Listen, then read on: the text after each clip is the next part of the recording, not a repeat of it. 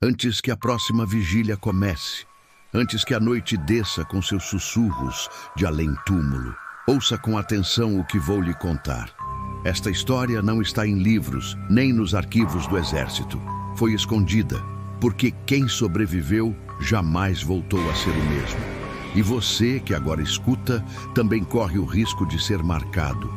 Então, se não quiser ser o próximo a ouvir os cânticos dos mortos, inscreva-se agora no canal. Só assim, talvez, eles te deixem em paz. Disse que o sertão tudo engole, mas há coisas que ele nunca digere. Entre as pedras de Monte Santo e as ruínas calcinadas de Belo Monte, a terra estala, seca, rachada por sangue antigo.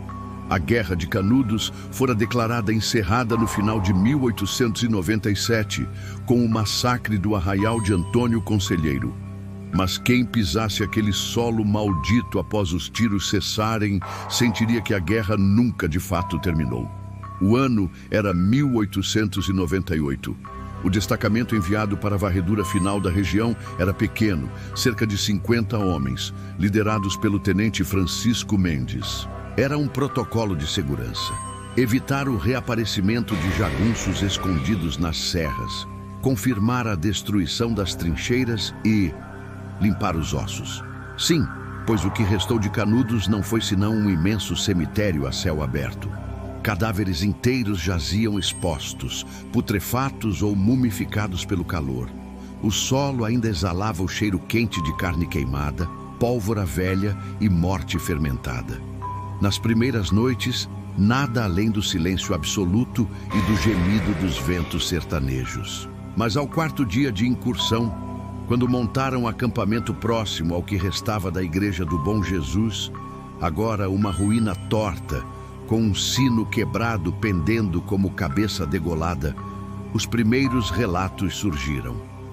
Soldados de guarda noturna juraram ter ouvido um cântico, algo entre um lamento e uma ladainha.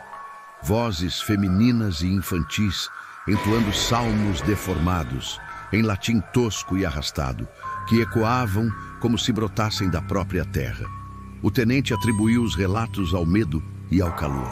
Esses homens foram criados em roça, qualquer coruja já vira a alma penada. Mas na noite seguinte, os gemidos tornaram-se mais claros. Um sargento de nome Belmiro foi encontrado tremendo, deitado em posição fetal, com sangue seco nas narinas. Dizia ter visto os conselheiristas marchando em silêncio, com os olhos vazios e os rostos calcinados, segurando rosários de ossos humanos. Ainda assim, o tenente Mendes manteve a disciplina. Ordenou varreduras durante o dia e orações em voz alta à noite. A sanha racionalista, ensinada nos quartéis da capital, era sua armadura contra o invisível. Mas a tropa minguava. Um a um, homens abandonavam os postos noturnos, fingiam febre, clamavam por transferências ou simplesmente fugiam nas madrugadas. No sexto dia, um grupo de soldados entrou em um antigo abrigo escavado na terra, um buraco estreito que fora, segundo os sertanejos locais, esconderijo de mulheres e crianças nos bombardeios. Lá dentro, encontraram mais de 30 corpos empilhados. Alguns pareciam frescos demais, como se a morte os tivesse tocado apenas horas antes. Mas a parte mais perturbadora não era o estado dos cadáveres, e sim seus rostos. Todos sorriam, lábios crispados em sorrisos largos, como se tivessem visto algo divino ou enlouquecedor. Um dos soldados, Almeida, homem de fé fraca e riso fácil, não saiu mais do buraco. Sentou-se no canto e ali ficou, imóvel. Quando tentaram arrastá-lo, gritou como um animal ferido: "Eles não querem que eu vá. Os santos estão cantando." Sua voz ganhou um timbre gutural, como se falasse em coro com outros. Tiveram que amarrá-lo. Horas depois, morreu em convulsões, com os olhos completamente brancos e a boca cheia de areia. O tenente Mendes, agora com os nervos em frangalhos, ordenou a queima imediata dos corpos restantes. Mas quando as fogueiras foram acesas, o vento mudou. Chamas baixaram repentinamente e uma chuva morna, em pleno sertão, começou a cair. Não era água comum. Tinha cheiro de ferrugem, de sangue velho. Os cavalos se agitaram. Um deles caiu morto ali mesmo, espumando pelos olhos. Naquela noite, ninguém dormiu. Os cânticos voltaram, agora acompanhados por tambores abafados, como batidas de um coração enterrado.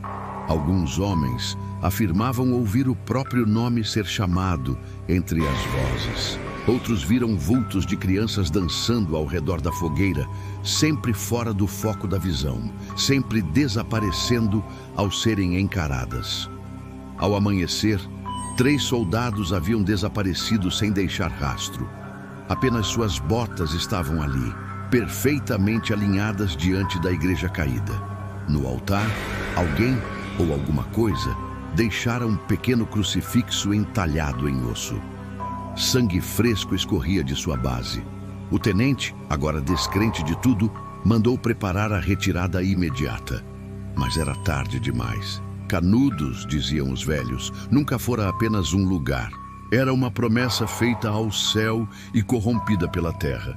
E quem ali adormecesse sem rezar pelos mortos, jamais acordaria sozinho. A retirada, marcada para o amanhecer do 8º dia, jamais aconteceu. Quando o toque de alvorada soou, o acampamento estava mergulhado num silêncio antinatural. Não havia passos, nem comandos, nem o tilintar de baionetas sendo ajustadas. Apenas o zunido dos insetos e o som seco de uma corda rangendo no galho de uma quixabeira. Foi ali que encontraram o corpo do cabo Justino, pendurado pelo pescoço com as próprias entranhas.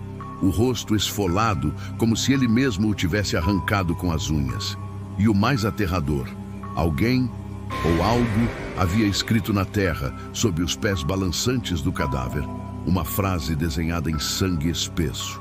Ainda não ouvistes o último sermão. O tenente Mendes, cuja mente já estava corroída, abandonou as tentativas de comandar. Trancou-se na tenda de campanha, recitando o catecismo de Pio V, com a voz entrecortada, os olhos sempre fixos no teto, como se algo o espreitasse de cima. No 2º dia de clausura, começou a escrever compulsivamente. Páginas inteiras preenchidas com letras tortas, intercaladas com símbolos desconhecidos, pareciam signos indígenas corrompidos misturados a sigilos católicos distorcidos. Ao final do 3º dia, cessaram os sons. Quando arrombaram a tenda, encontraram apenas as roupas do tenente dobradas sobre o catre. Nenhum sinal de sangue, nenhum indício de fuga. Apenas um pequeno espelho de prata sobre a mesa, refletindo o interior da barraca de forma invertida. O céu no chão, a terra no alto. A tropa, reduzida a pouco mais de 20 homens, já se dividia entre os que choravam sem parar, os que conversavam com sombras e os que se deixavam morrer de fome e sede, encarando o nada. Um soldado, de nome Ramos, tentou fugir a pé pelas trilhas do sertão, dizendo que havia visto o próprio Antônio Conselheiro caminhando nu entre os espinhos, o crânio aberto, recitando o Salmo 88 ao contrário. Dias depois, seu corpo foi encontrado por cangaceiros.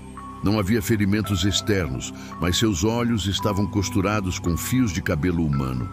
E a língua fora arrancada e substituída por um pedaço de vela votiva. Quando a noite caiu novamente, o mundo pareceu se calar. E nessa madrugada a terra abriu. Os que ainda mantinham alguma lucidez juraram. Ouviram o estalo da crosta seca do sertão se partindo como casca de ovo. Das fendas exalou-se um cheiro inconfundível de missa antiga, incenso queimado, suor velho e ossos molhados. Do solo emergiram mãos, não como as de defuntos em histórias de horror, mas mãos serenas, firmes, que se erguiam para o céu como em oração. Mas as bocas cantavam. A ladainha, agora compreensível, repetia um só verso, em uníssono, com vozes sem garganta. O reino prometido não cabe nos vivos. O reino prometido não cabe nos vivos. O reino prometido... E então, os mortos começaram a marchar. Não como zumbis nem espectros, mas como romeiros penitentes. Vestiam mantos rotos, os rostos estavam limpos, os olhos fechados, mas de suas órbitas escorriam lágrimas negras. Avançavam em fila por onde antes se erguia o arraial.